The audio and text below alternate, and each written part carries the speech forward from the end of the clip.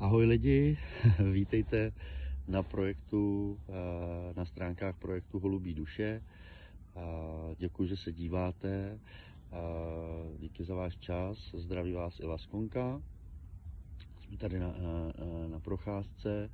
Rád bych vás stručně s projektem seznámil, s jeho cílem a tak dále. Později pravděpodobně natočím podrobnější videa, kde budu sdílet i právě příběhy, jak jsem potkal holuby a další věci, které najdete na těch stránkách. Není to jenom o tom.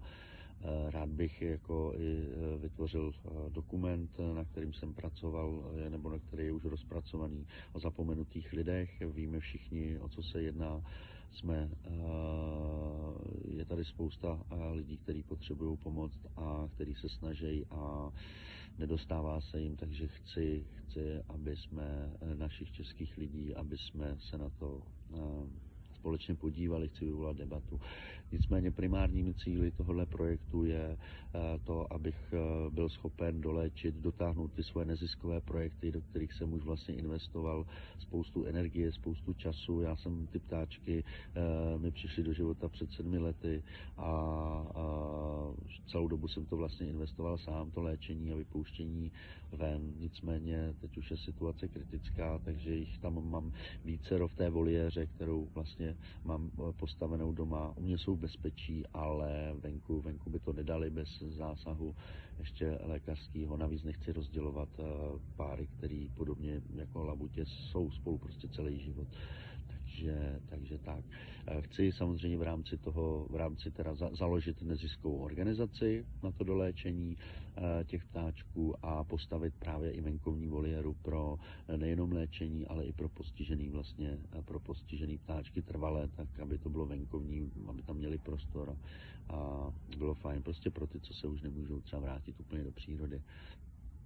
Tak jak to potřebuji vlastně vaši pomoc, dokončuji i nějaký komerční projekt svůj, ale to ještě chvilku potrvá a já už nemám síly, já pracuju opravdu teď strašně moc na těch věcech a poslední rok mám za sebou prostě 13 let pekla v kuse na všech rovinách, prostě fyzický, existenční, vztahový a tak dále, takže jsem si prošel docela očistcem a už nemám sílu. Za poslední rok jsem 3krát skolaboval, skoro na měsíc, naštěstí teda bez nějakých zdravotních následků, ale je potřebuji prostě pomoc, proto se na vás obratím. Není to úplně pro mě jednoduchý vystoupit z komfortní zóny, mám rád svoje soukromí, ale tak ve finále asi proč ne.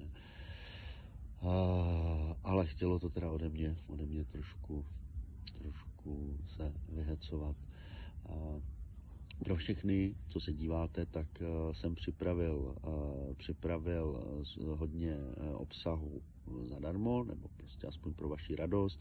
Jsou tam fotky, všechno najdete pod videem, jsou tam fotky mých zvířátek, jsou tam videjka s nima, jsou tam videjka, jak tancuju, jsou tam fotky přírody a i tady z Prahy, zákoutí a tedy. Pro podporovatele jsem připravil, pro finanční podporovatele ještě další sadu vlastně odměn.